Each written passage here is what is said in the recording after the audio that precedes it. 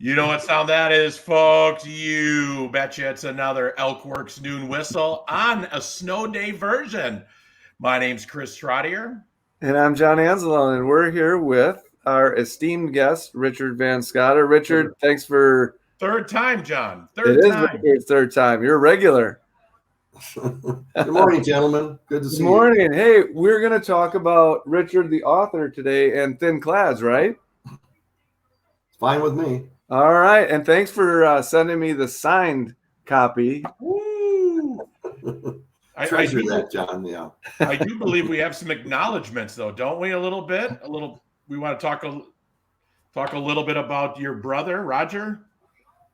Yes. Well, some of you know Roger passed away yesterday morning early. He lived in California, Laguna Beach, and he'd been suffering for a while. And had a fall before Christmas, and broke 7 or 8 ribs, and sustained internal injuries. Was in intensive care for a couple weeks. Came home, was in good spirits. I talked to him maybe 10 days ago. He was joking a little bit, and then he took a turn for the worse. His daughter came out there, and she's with him, and at the end he couldn't eat. He was just sucking on ice cubes for moisture, and passed away yesterday morning at 5 o'clock California time. Well, our thoughts are with you, Richard, and certainly all the Van Scotters have an amazing legacy, not only in Elkhorn, but all along the way with all the things you've done. Yeah, well, thank you very much. Roger was one of the best athletes. You know, one of the first year he was inducted into Elkhorn's Hall of Fame back in 2015. He had to be one of the first inductees, wasn't he? He was in that first class. Oh, wow, that's awesome. Because he was an all-around sports guy, but he track and field was where he really stood out. Still holds school records there, you know, in Elkhorn. Amazing.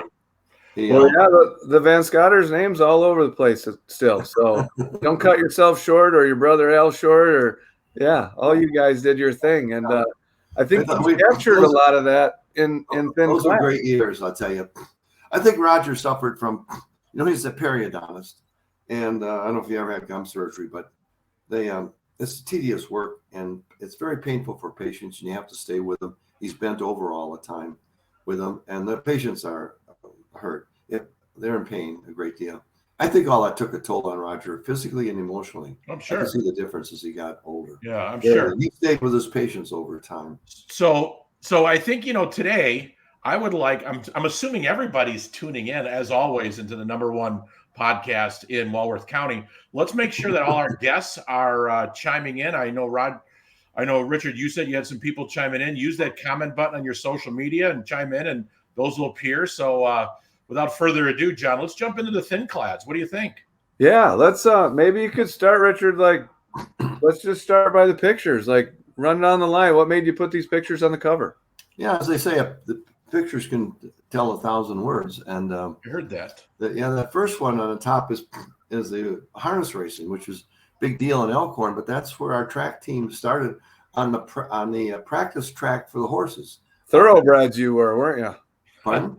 Thoroughbreds, they called you. It was that they the guys did that. They measured off the track. Track and field started in 1954 in Elkhorn. I graduated in 57, and the guys measured the track and did everything basically to get it started. And it was about 500 something yards, and so it was a pretty strange looking track. We had a straightaway that went all the way along back of the racetrack over to the high school out there. Our field events were held at the end of it. So we had almost a 400-yard straightaway. So were those big stands there then that are there now? The grandstand, was that theirs? Yeah, but they were all wooden ones then. They burnt down after that. Okay. The grandstands were all there. The track was beautiful. I mean, it attracted an awful lot of people.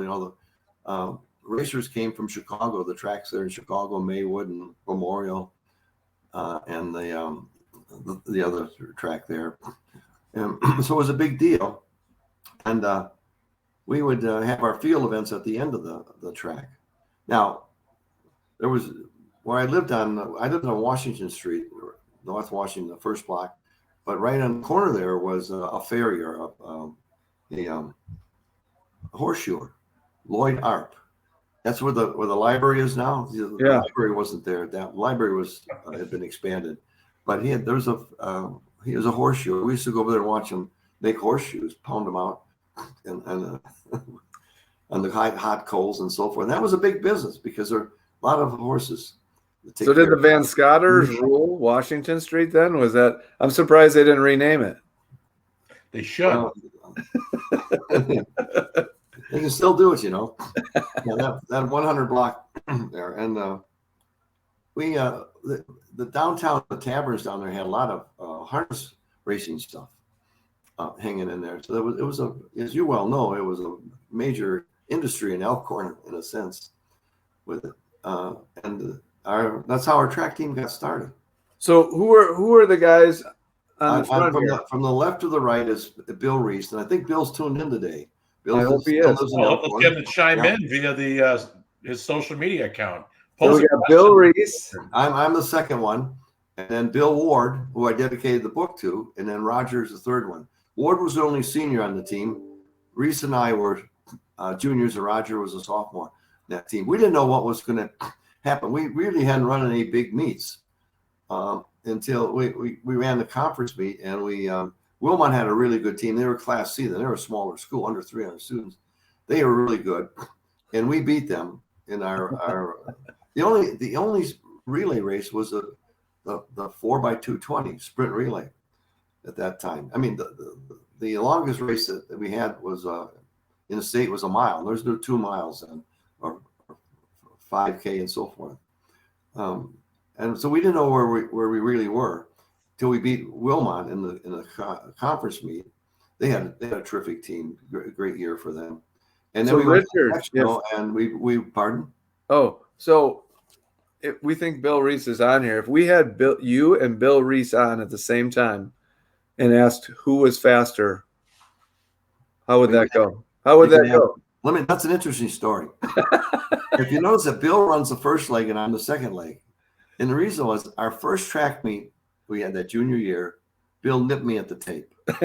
And so our coach, Gordy Henham, said, okay, Bill, you run first in the relay and Richard runs second.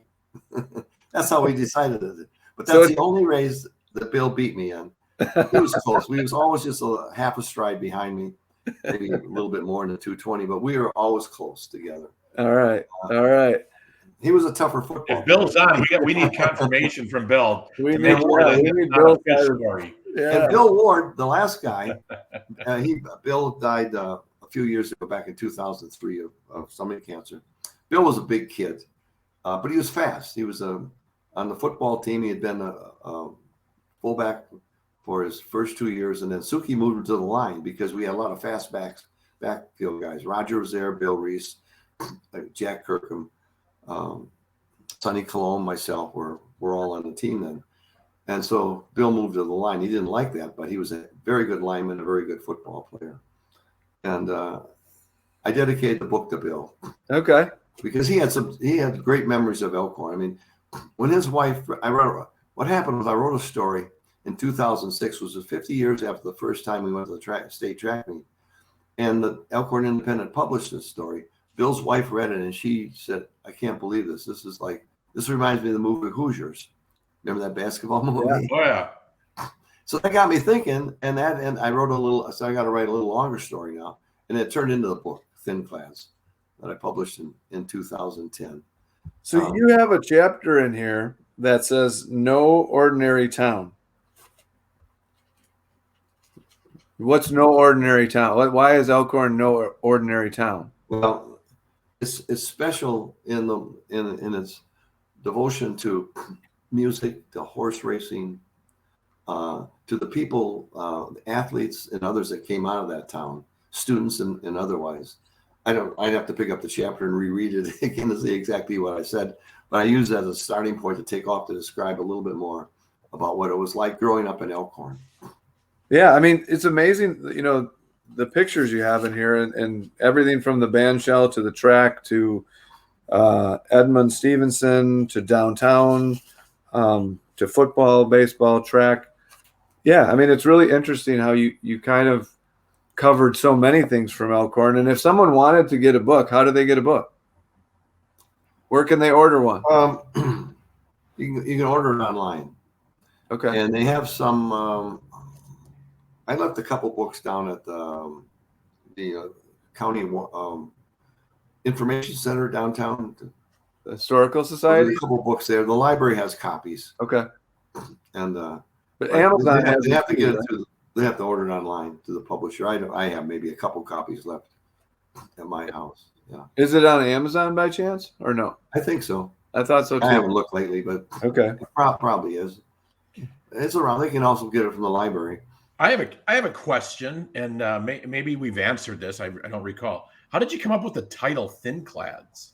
Thinclads is the name of what track runners wore. They wore thin uniforms. Now it's an old-fashioned name that is hung around, but if you look at our uniforms, that picture on the cover, we wore old basketball uniforms, and they were different. Reese and Ward have uniforms that were in the late basketball uniforms from the late 40s, and Roger and I are wearing them from the early 50s. They're different uniforms.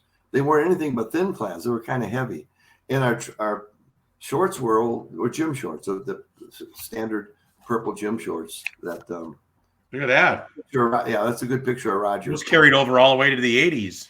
Yeah.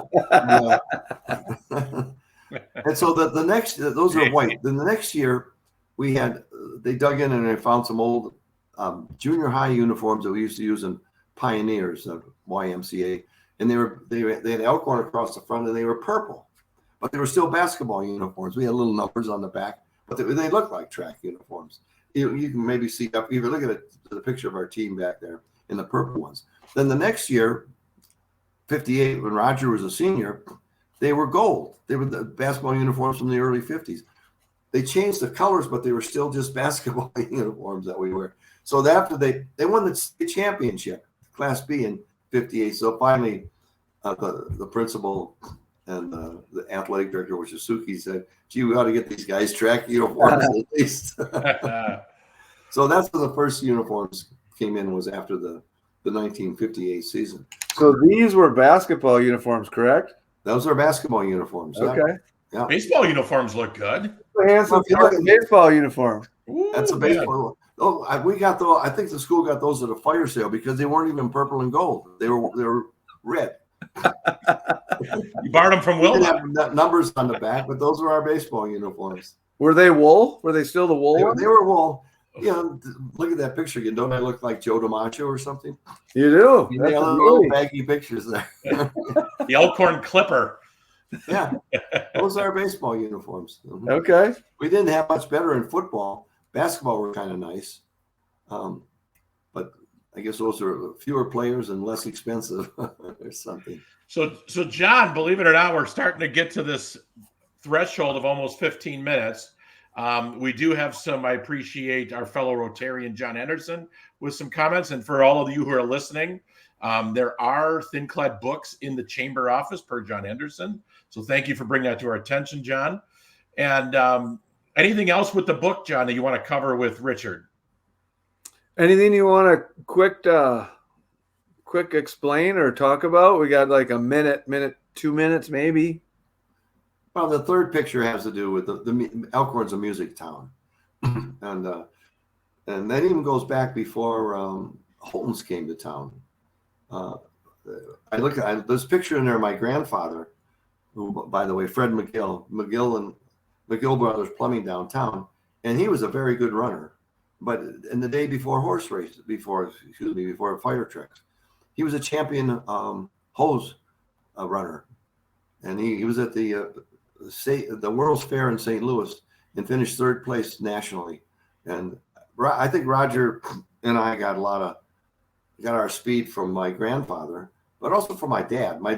Roger is a splitting image of my father, but Dad never got to high school. He had to go to work when he was younger, and he probably would have been a good track man as well. Then I had an uncle who was a high jumper, had set the high jump record at Beloit College. That's the reason I went to Beloit, because my uncle, Gary McGill. So we had some trackmen in the family. Yeah. That's good. All right, John, how do you want to end this session of the Noon Whistle here on this snowy day? It's what are your thoughts? Yeah. Well, let's have a little John. fun with telling people you're from Elkhorn without saying Elkhorn. And so I would lead it off, and I'd go back to Kunkel's Pharmacy. Kunkel's Pharmacy, which was right by Washington Street on the corner of Court and Wisconsin. So that's how someone would know I'm from Elkhorn. Richard, how would you, 2 words or less? Small town boy, the author of my brother Don's book. All right. You carry that with you. You're always a small town boy. You never forget that heritage that you have. All right, Chris. I'm going to say, and I get feedback, and I hear this often in our region and around southeast Wisconsin. One herd. Hashtag one herd. All right. It would either be that or John Handel. One of the two. I'd go with the first one. Okay. All right. Sounds good. Well, Richard, we appreciate you coming on. And again, the Elkhorn community is sorry for your loss. We always enjoy hearing your historical context, and for everybody who chimed in, thank you. John Henderson, always looking forward to your comments. And anything else before we part here? I have one last note. My brother Al went in for a heart surgery this morning, if you can believe that. And he's good.